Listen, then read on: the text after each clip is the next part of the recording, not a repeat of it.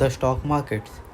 From last video, we learned about the IPO process and what really goes behind a company's transition from primary to secondary market. We are now set to explore the stock market a step further. By virtue of being a public company, the company is now liable to disclose all information related to company to the public. The shares of a public limited company are traded on the stock exchanges on a daily basis. Each market participant has his or her own unique style to participate in the market. Their style evolves as and when they progress and witness market cycles. Their style is also defined by the kind of risk they are willing to take in the market. Irrespective of what they do, they can be categorized as either a trader or an investor. A trader is a person who spots an opportunity and initiates the trade with an expectation of profitably exiting the trade at the earliest given opportunity. A trader usually has a short term view on markets. A trader is alert and on his toes during the market hours, constantly evaluating opportunities based on risk and reward. He is unbiased towards going long or going short. An investor is a person who buys a stock expecting a significant appreciation in the stock. He is willing to wait for his investment to evolve. The typical holding period of investor usually runs into a few years. Different types of traders. Day trader. A day trader initiates and closes the position during the day. He does not carry forward his positions. He is risk averse and does not like taking overnight risk. For example, he would buy 100 shares of TCS at 2212 at 9:20 am and sell it at 2220 at 3:20 pm, making a profit of rupees 800 in this trade. A day trader usually trades 5 to 6 stocks per day. Scalper. A type of a day trader. He usually trades very large quantities of shares and holds the stock for very less time with an intention to make a small but quick profit. For example, he would buy 10,000 shares of TCS as 2212 at 9:15 am and sell it at 2212.10 at 9:16 am. He ends up making 1000 rupees of profit in this trade. In a typical day, he would have placed many such trades. As you may have noticed, a scalp trader is highly risk averse. Swing trader. A swing trader holds on to his trade for slightly longer time duration. The duration can run into anywhere between few days to weeks. He is typically more open to taking risk. For example, he would buy 100 shares of TCS at 2212 on 12 June 2014 and sell it on 2220 on 19 June 2014. Some of the really successful traders the world has seen are Ed Sikota, Paul Tudor, Michael Steinhardt.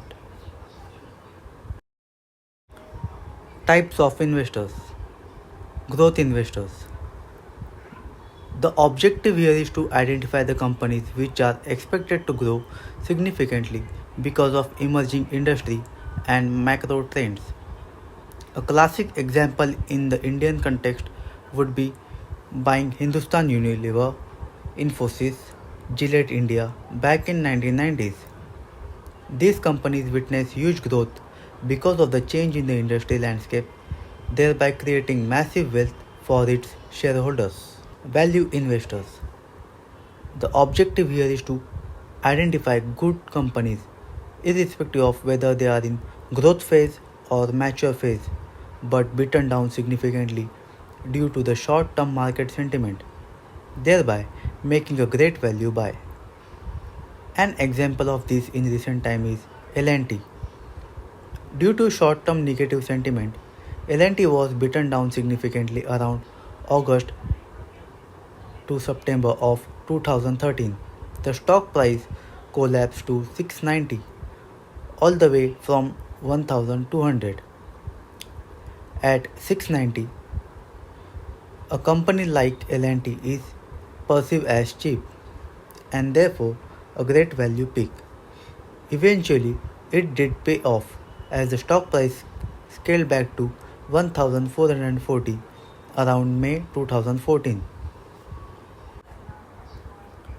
Some of the really famous investors the world has seen: Warren Buffett, John C. Bogle,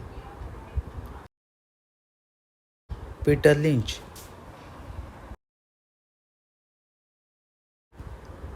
The index. Luckily, you need not actually track these selected companies individually to get a sense of how the markets are doing. The important companies are pre-packaged and continuously monitored to give you this information. This pre-packaged market information tool is called a market index. There are 5 main market indices in India: CNX Nifty 50, Bank Nifty, Fin Nifty representing the National Stock Exchange, and the S&P BSE Sensex, Bank X representing the Bombay Stock Exchange. S&P stands for Standard & Poor's, a global credit agency. S&P has the technical expertise in constructing the index which they have licensed to the BSE. Hence the index also carries the S&P tag. CNX Nifty consists of the largest and most frequently traded stocks within the National Stock Exchange. It is maintained by India Index Services and Products Limited, that is IISL, which is a joint venture of National Stock Exchange and CRISIL. In fact, the term CNX stands for CRISIL and NSE. Practical uses of the index. Information. The index reflects the general market trend for a period of time. The index is a broad representation of the country's state of economy. A stock market index that is up indicates people are optimistic about the future. Likewise, when the stock market index is down, it indicates that people are pessimistic about the future. Benchmarking. For all the trading or investing activity that one does, a yardstick to measure the performance is required. Trading. Trading on the index is probably one of the most popular uses of the index. Majority of the traders in the market trade the indexes. They take a broader call on the economy or general state of affairs and translate that into a trade. Portfolio hedging. Investors usually build a portfolio of securities. A typical portfolio contains 10 to 12 stocks which they would have bought from a long-term perspective. While the stocks are held for a long-term perspective, they could foresee a prolonged adverse movement in the market, like 2008 crisis, which could potentially erode the capital in the portfolio. In such situation, investors can use the index to hedge the portfolio. Index construction methodology. It is important to know how the index is constructed or calculated, especially if one wants to advance as an index trader. As we discussed, the index is a composition of many stocks from different sectors, which collectively represents the state of the economy. To include a stock in the index, it should qualify certain criteria. Once qualified as an index stock, it should continue to qualify on the stated criteria. If it fails to maintain the criteria, the stock gets replaced by another stock which qualifies the prerequisites. Based on the selection procedure, the list of stocks is populated. Each stock in the index should be assigned a certain weightage.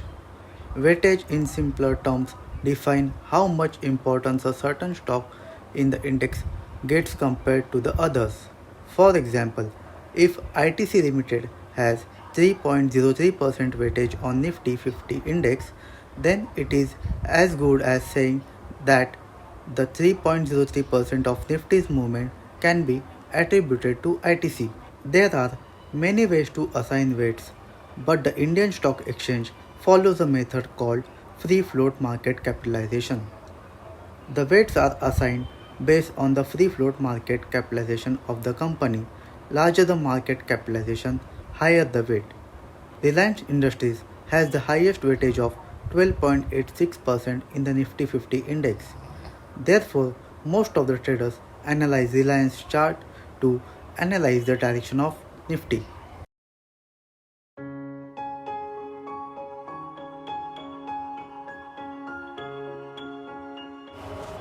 Thank you for watching.